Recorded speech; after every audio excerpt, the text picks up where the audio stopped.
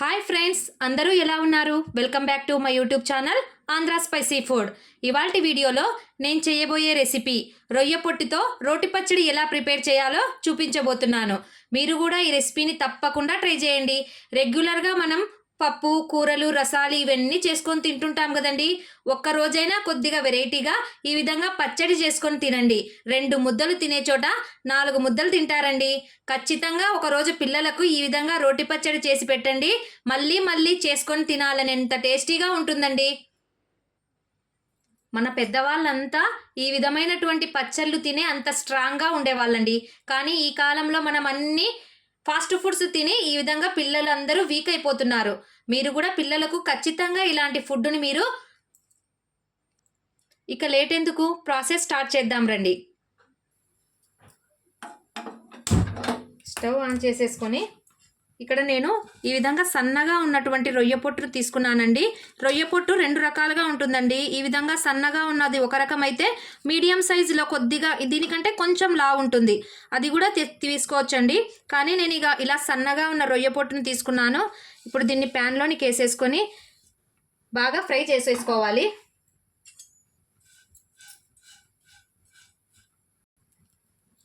ఈ రొయ్య పొట్టు పచ్చడిని చేసుకోవడం చాలా అంటే చాలా సింపుల్ అండి. దీనికి ఎక్కువ ఇంగ్రీడియంట్స్ కూడా అవసరం లేదండి. ఓన్లీ పచ్చిమిర్చి, నేను ఇక్కడ టమోటా, వెల్లుల్లి రెబ్బలను మాత్రమే వేసుకుంటున్నాను. ఆనియన్స్ని యూజ్ చేయడం లేదండి. ఆనియన్స్ని యూజ్ చేయడం వల్ల పచ్చడికి టేస్ట్ మారిపోతుంది. ఎన్ని తెల్లవాళ్ళని వేసుకుంటామో పచ్చడి అంత టేస్టీగా ఉంటుందండి. ఇది మీరు కూడా ఒకసారి ఈ రెసిపీని తప్పకుండా ట్రై చేయండి. పిల్లలకు అప్పుడప్పుడు సీ ఫుడ్స్ని తినిపిస్తూ ఉండాలి అండి, లేదంటే వాళ్ళు అలవాటు తప్పిపోతారు. ఇంకా ఎప్పుడు చికెన్లు, మటన్లకే అలవాటు పడిపోతారండి. ఈ విధమైన పాతకాలం నాటి వంటలను వాళ్ళు టేస్ట్ కూడా చూడరండి. కాబట్టి పిల్లలకు అప్పుడప్పుడు ఇలాంటి పచ్చళ్ళను, సీ ఫుడ్స్ని అలవాటు చేపిస్తూ ఉండండి. రొయ్య పొట్టు కలర్ చేంజ్ అయ్యింది, బాగా వేగిపోయింది చూడండి. ఈ విధంగా బాగా వేపుకోవాలి. ఇప్పుడు దీన్ని పక్కకు తీసేసుకుందాము.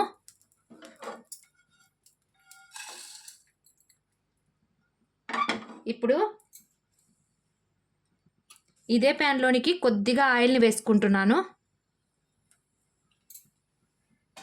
ఆయిల్ వేసుకున్న తర్వాత ఇక్కడ పచ్చిమిర్చి ఉన్నాయి కదండి, మీరు ఎంత కారం తింటారో చూసుకొని మీరు పచ్చిమిర్చి వేసుకోండి. మేము కొద్దిగా కారం ఎక్కువనే తింటాము, అందుకోసం అనేసి ఆ రొయ్య పొట్టుకు తగినట్లుగా నేను ఒక 15 వరకు పచ్చిమిర్చిని తీసుకున్నాను. ఈ విధంగా పచ్చిమిర్చి వేసేటప్పుడు ఈ విధంగా కట్ చేసుకొని వేసుకోవాలి, లేదంటే చిటపట అని మన పైకి వచ్చేస్తాయి. ఇక్కడ నేను 4 మీడియం సైజ్ టమోటాలను కట్ చేసి వేసేసుకుంటున్నాను. పచ్చిమిర్చి లైట్గా వేగిపోయింది. ఇప్పుడు టమోటాలు వేసేసి బాగా వేయించుకున్నాము. టమోటాలు కొద్దిగా మెత్తబడడం కోసం ఇందులో కొద్దిగా సాల్ట్ని యాడ్ చేసుకున్నాము. ఈ విధంగా సాల్ట్ వేయడం వల్ల టమోటాలు త్వరగా మెత్తబడిపోతాయి.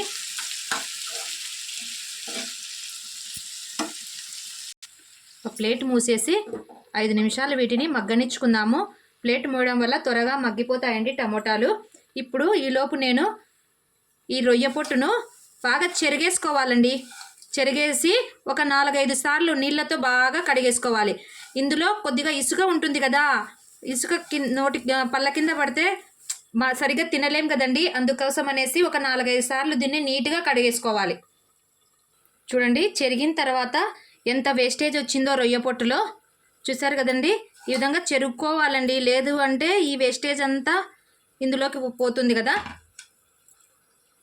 చూడండి, చెరిగిన తర్వాత 1/4 భాగం మాత్రమే వచ్చింది కదా రొయ్య పొట్టు. ఇప్పుడు చూడండి టమోటాలు ఎంతవరకు వచ్చాయో చూద్దాము. చూడండి, ప్లేట్ మూయడం వల్ల టమోటా త్వరగా మగ్గిపోయింది.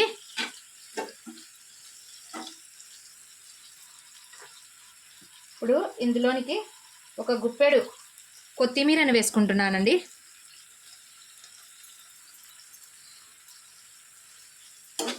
కొత్తిమీరను కూడా ఒక 2 మినిట్స్ మగ్గనిద్దాము. కొద్దిగా పచ్చివాసన పోయేంత వరకు చాలండి. ఇక్కడ నేను 2 గడ్డలు వెల్లుల్లిని బాగా వలుచుకొని పెట్టుకున్నానండి. వెల్లుల్లి ఎంత వేసుకుంటామో పచ్చడి అంత టేస్టీగా ఉంటుందండి. ఈలోపు రొయ్య పొట్టును బాగా కడిగేసుకుందాము.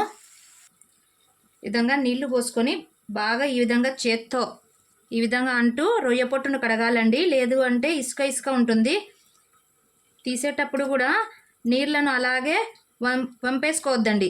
ఈ విధంగా రొయ్య పొట్టును తీసేసి ప్లేట్లోకి వేసుకోవాలి. ఈ విధంగా ఒక 4 సార్లు కడిగేసేయండి.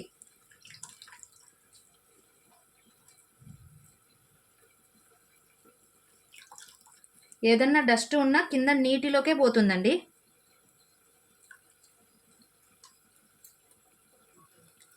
కడిగేసిన తర్వాత చూడండి కింద ఇసుక ఇసుక అలాగే కనిపిస్తుంది కదా. ఈ విధంగా ఇసుక రాకుండా ఉండాలి అండి. ఒకవేళ ఇసుక వస్తే మనం తినలేం కదండి. ఈ విధంగా మళ్ళీ ఒకసారి నీళ్లు పోసుకొని ఈ రొయ్య పొట్టునంతా ఇందులోనికి వేసుకోవాలి. వేసేసుకొని బాగా నీట్గా కడిగేసుకోండి. 3-4 సార్లు కడిగేసరికి వాటర్ కూడా చూడండి ఎంత వైట్గా కనిపిస్తుందో. ఈ విధంగా నీట్గా కడుక్కోవాలండి. చూడండి మనం ఎంత రొయ్య పొట్టు ఫ్రై చేసామో మనం కడిగి చెరిగి అంతా చేసుకునేసరికి ఫైనల్లో ఇంత వచ్చేసిందండి. ఆనియన్స్ టమోటా కూడా మగ్గిపోయాయి. రొయ్య పొట్టు కూడా రెడీగా ఉంది. తెల్లవాయలు కూడా రెడీగా ఉన్నాయి. ఇక ఎందుకు ఆలస్యము, మిక్సీ పట్టుకుందామా? నేను పచ్చడిని ఇక్కడ మిక్సీ పట్టుకుంటున్నానండి. ఒకవేళ మీకు మిక్సీ పట్టుకోవడం ఇష్టం లేదు అంటే రోట్లో అయినా దంచుకోవచ్చు. ఇక్కడ ముందుగా నేను మిక్సింగ్ జార్లోనికి మగ్గబెట్టుకున్నటువంటి పచ్చిమిర్చి టమోటాలను వేసి మిక్సీ పట్టుకోవాలి. మిక్సీ కూడా చాలా మెత్తగా పట్టుకోవద్దండి. ఊరికే ఒక్కసారి తిప్పి వదిలేయండి. ఇందులోకే వెల్లుల్లి రెబ్బలను కూడా వేసుకుంటున్నాను. మిక్సీ పట్టడం కూడా చూపిస్తాను చూడండి. ఊరికే లైట్గా బరకలాగా వేసుకోవాలి.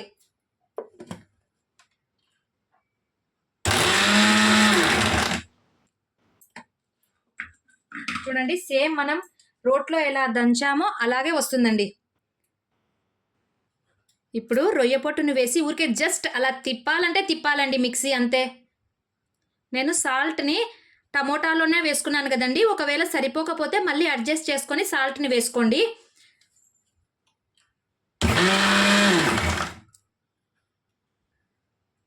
చూడండి పచ్చడి సేమ్ రోట్లో ఎలా దంచుతామో అలాగే వచ్చింది కదా. మరీ మెత్తగా లేకుండా ఈ విధంగా బరకలుగానే పచ్చడిని తీసుకోవాలండి. ఎప్పుడు మెత్తగా పచ్చళ్ళు మిక్సీలో వేసుకోకూడదు. చూసారు కదండి, ఇంతేనండి. 10 నిమిషాల్లో రొయ్య పొట్టు పచ్చడి రెడీ అయిపోయిందండి. ఇప్పుడు ఈ పచ్చడిని ఈ బౌల్లోనికి తీసేసుకుంటున్నాను.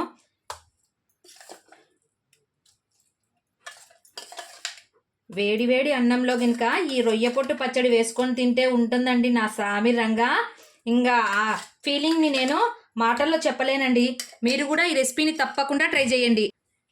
అంతేనండి, 10 నిమిషాల్లో రొయ్య పొట్టు పచ్చడి రెడీ అయిపోయిందండి.